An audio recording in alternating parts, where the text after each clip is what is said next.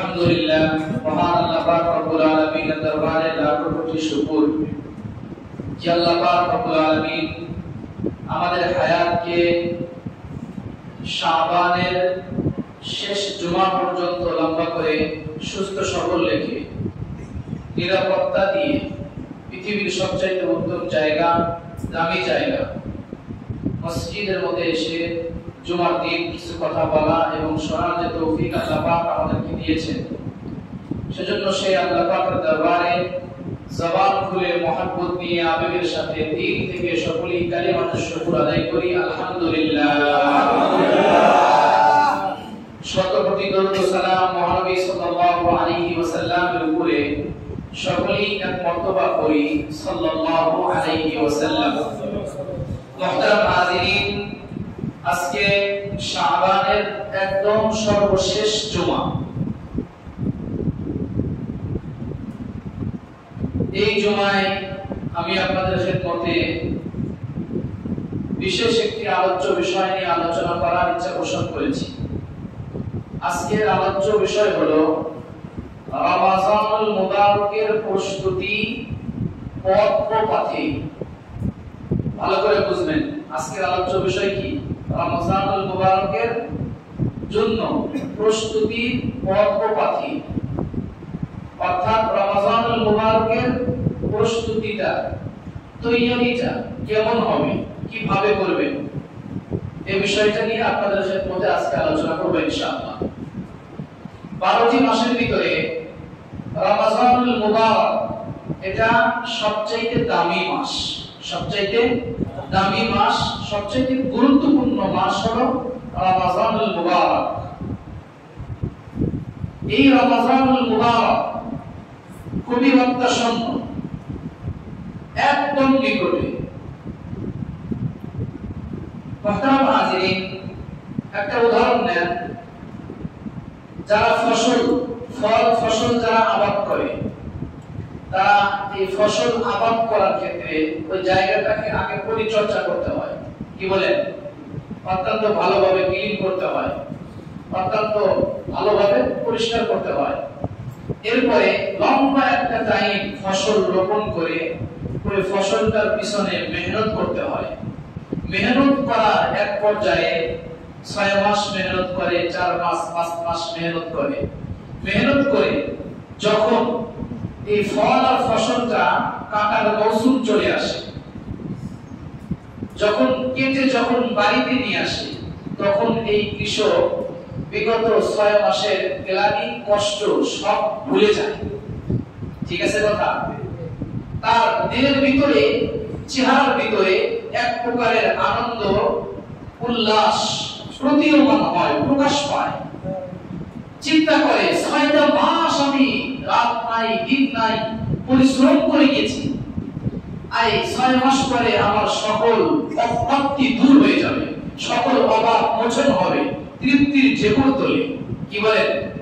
কথা কি ঠিক? তৃপ্তির ঢেকুর তোলে। ঠিক তদরূপ একজন ঈমানওয়ালা, কালেমাওয়ালা মুসলমানের জন্য রমজানুল মুবারক এরকম ফল ও ফসল কাটা, কেটে ঘরে নিয়ে আসলে যেরকম তৃপ্তির ঢেকুর, আনন্দের প্রতিচ্ছবি চেহারায় প্রকাশ পায়, একজন ঈমানদারের জন্য রমজানুল মুবারক ওই পরিমাণ আনন্দ আর তৃপ্তির ঢেকুর তুলতে চায়। মুহতারাম হাজিরিন, রমজানুল মুবারক 3টা পাক নিয়ে আমাদের মাঝে আসছে, খুবই অত্যাসন্ন, আমাদের দোরগোড়ায়, খুবই অত্যাসন্ন। ফসল 6 মাস আবাদ করে সমস্ত কষ্ট আর ক্লেশকে সহ্য করার পরে ওই ফসল যদি আসমানে কোনো মেঘ বা গজব আর আযাবে যদি ধূলিসাৎ হয়ে যায়, কষ্টটা কেমন লাগে বলেন তো দেখি? একজন কৃষকের ব্যথা বেদনা কি পরিমাণ আসে! তাই রমজান আমাদের নামের জোগায় একদম কাছে। এটা যারা মুমিন, ঈমানদার, আমার জানা মতে রমজানকে যারা হেলায় খেলায় কাটাবে না। কি বলেন? যাদের ভিতরে ঈমানের ব্যাটারি ফিউজ হয়ে গেছে, ঈমানের ব্যাটারি ফিউজ, তাদের কাছে এটার কোনো দাম আর মর্যাদা থাকবে না। এটার কোনো দাম আর মর্যাদা থাকবে না। তিনটা পাঠ নিয়ে রমজান আমাদের মাঝে এসেছে, রহমত, মাগফিরাত, রহমত, মাগফিরাত, এরপরে রহমত, বরকত, মাগফিরাত, নাজাত, অনেকগুলাই, কিন্তু মূলত আমরা তিনটা ভাগে কি করি, ভাগ করে ফেলি, মূলত তিন ভাগে ভাগ করি। কিন্তু হাদিসের কিতাব দেখলে, কিতাব অধ্যয়ন করলে বেশ কিছু আরো কিছু পাওয়া যায়। যাই হোক, এই তিনটা পাঠ নিয়ে রমজান আমাদের মাঝে চলে এসেছে। একদম রমজান এসেছে মানুষের গুনাহকে মোচনের জন্য, রহমত ভরে দেওয়ার জন্য, বরকতে বরকতে ভরে দেওয়ার জন্য, জাহান্নাম থেকে পরিত্রাণ করে চিরস্থায়ী সুখের ঠিকানা জান্নাতে ঢোকাবার জন্য একজন মুমিনকে তার সাজানো গোছানো জীবনকে পরিশুদ্ধ করে চূড়ান্ত ঠিকানার অধিবাসী, জান্নাতের অধিবাসী বানাবার জন্য। এটাকে যদি আমরা হেলাই খেলাই কেটে দিই, এটা কখনো একজন বুদ্ধিমানের কাজ হতে পারে না। তো মুহতারাম হাজিরিন, ফসল যেমন বাসায় ভালোভাবে তুলতে চাইলে সুদীর্ঘ 6টা মাস আপনাকে পরিশ্রম আর মেহনত করতে হয়। রমজান প্রত্যাশন্ন দূর করায় আমাদের যে বুঝি এটার জন্য কোনো প্রস্তুতি, পদ্ধতি বা মেহনতের প্রয়োজন নাই। জোরে বলেন আছে না নাই? আছে। এই জন্যই তো নবী আলাইহিস সালাতু ওয়াস সালাম রজব আর শাবান, রমজানের 2 মাস আগে, বিশেষ করে শাবান মাস রমজানের প্রস্তুতি গ্রহণের মাস, ইবাদতের মাস। কিসের মাস? নেকি, নেক আমলের মাস, যেটা আমি পুরো মাস আপনাদেরকে বলে এসেছি। পুরো মাস বিগত 4 জুমায় আমি বলে এসেছি যে এই মাস ইবাদতের মাস, এই মাস ইবাদতের মাস। সামনের রমজান মাস এটা হলো গুনাহ মাফের মাস। কিসের মাস ভাই? রহমত, বরকত, মাগফিরাত, নাজাত, যেভাবে আপনি বলেন, এটা এই মাস। তো মুহতারাম হাজিরিন, তাইলে রজব, শাবান 2 মাস আগে থেকে নবীজি উম্মতকে দোয়া শিখিয়ে গিয়েছিলেন। আমি রজবের প্রথম জুমাতেই সকলকে নিয়ে দোয়া পড়িয়েছিলাম, মনে আছে আপনাদের? মনে থাকার কথা, পড়িয়েছিলাম। নবীজি দোয়া করেছিলেন। দেখেন, একটা জিনিস ভালো করে মনে রাখবেন। আরেকটা উদাহরণ, বৃষ্টি যখন তুমুল বেগে আসে, বৃষ্টিপাত হয়, মেঘাচ্ছন্ন হয়, দেখবেন এর আগে আগে অল্প কিছু সময় শীতল হাওয়া হয়ে যায়। কি বলে? শীতল হাওয়া। তার মানে আপনাকে মেসেজ দিচ্ছে কিছুক্ষণ পরে বৃষ্টি হতে পারে, কিছুক্ষণ পরেই বৃষ্টি হতে পারে। রমজান এর আগে রজব আর শাবান, এই দুইটা উম্মতের মুসলিমার কাছে একটা মেসেজ আসতেছে। রজব মাস আসতেছে, শাবান মাস, বেশি বেশি করে দোয়া করো, আল্লাহ আমাদের হায়াত রমজান পর্যন্ত পৌঁছিয়ে দিন, রজব আর শাবানে বরকতে বরকতে ভরে দিন, হায়াতকে রমজানের শেষ পর্যন্ত পৌঁছিয়ে দিন। এরপরে যখন রজবে আসবা, শাবানে আসবা, বেশি বেশি করে ইবাদত করো। এরপরে যখন রমজানে আসবা, বেশি বেশি করে আল্লাহর কাছে নিজের জন্য ক্ষমা চাও। সুবহানাল্লাহ বলেন না? মুহতারাম হাজিরিন, তাইলে আমাদের আকাবির আসলাফ, আমাদের পূর্বসূরি যারা ছিলেন, উত্তরসূরি যারা ছিলেন, তারা তো কিতাবে আসছে তারা 6 মাস আগে থেকে দোয়া করতেন। কয় মাস আগে থেকে? 6 মাস আগে থেকে দোয়া করতেন। কানু ইয়াদউনাল্লাহ সিত্তাতা আশহুর আইয়ুবাল্লাগাহুম রমাদান। সালাফরা এইভাবে দোয়া করতেন 6 মাস আগে থেকে, যে আল্লাহ আপনি আমাদেরকে রমজান পর্যন্ত পৌঁছায় দেন। সুবহানাল্লাহ বলেন। এরপরে যখন রমজান চলে আসতো, থুম্মা ইয়াদউনাহু সিত্তাতা আশহুরিন আইয়াতাকাব্বালাহু মিনহুম। এরপরে যখন রমজান পেয়ে যেত, রমজান তারাবি আদায় করত, সিয়াম আদায় করত, তিলাওয়াত করত, জিকির আজকার করত।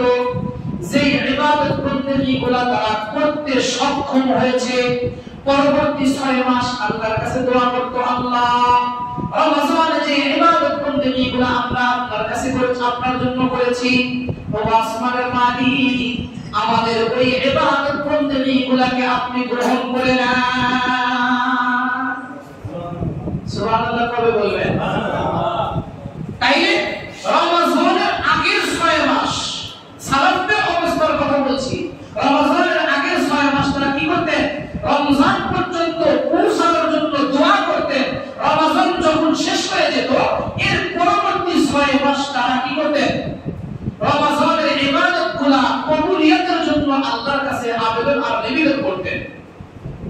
কি আপনারা যে রমজান শেষ হওয়ার ঈদের পরের দিন বা পরের দিন বা ঈদের দিন বা ঈদের পরের দিন আল্লাহর কাছে কেউ দোয়া করছেন যে আল্লাহ আমি তো 30টা রোজা রেখেছি, ভুল ভ্রান্তি হয়েছে, জিকির আজকার করেছি, ভুল ভ্রান্তি হয়েছে, তাসবিহ তাহলিল করেছি, আল্লাহ কিছু ইবাদত করেছি, আল্লাহ এগুলোর সব ভ্রান্তি ভুলগুলোকে আপনি ক্ষমা করে দিয়া টুটাফাটা এই ইবাদতগুলো আপনার দরবারে মঞ্জুর করে দেন।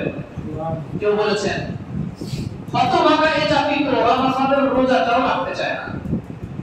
কি বলে এরকম আছে না? মহতারাম হাজিরিন, তাইলে কি পরিমাণ কপাল করা, এটা পড়ে হাদিস প্রথম জুমায় আসবে রমজানের ইনশাআল্লাহ। মহতারাম হাজিরিন, তাইলে এইভাবে তারা দোয়া করতেন, অনেক তাবিঈ এইভাবেও দোয়া করতেন। আল্লাহুম্মা ক্বাদ আদাল্লানা শাহরু রমাদান ওয়া হাদারা ফাসাল্লামু লানা ওয়া সাল্লামনা লাহু ওয়ারযুকনা সিয়ামাহু ওয়া কিয়ামাহু ওয়ারযুকনা ফীহি الجد والاجتهاد والنشاط وأعذنا فيه من الفتن। এই দোয়া অনেক তাবিঈ করতেন, এভাবেও অনেকেই দোয়া করতেন। আল্লাহুম্মা সাল্লিমনি ইলা রমাযান ওয়া সাল্লিমনি রমাযান ওয়া তাকাব্বালা সাল্লামহু মিন্নি মুতাকাব্বালান। আল্লাহ আমাদের হায়াতকে রমজান পর্যন্ত পৌঁছায় দেন, আমাদের হায়াতকে রমজানের শেষ পর্যন্ত পৌঁছায় দেন।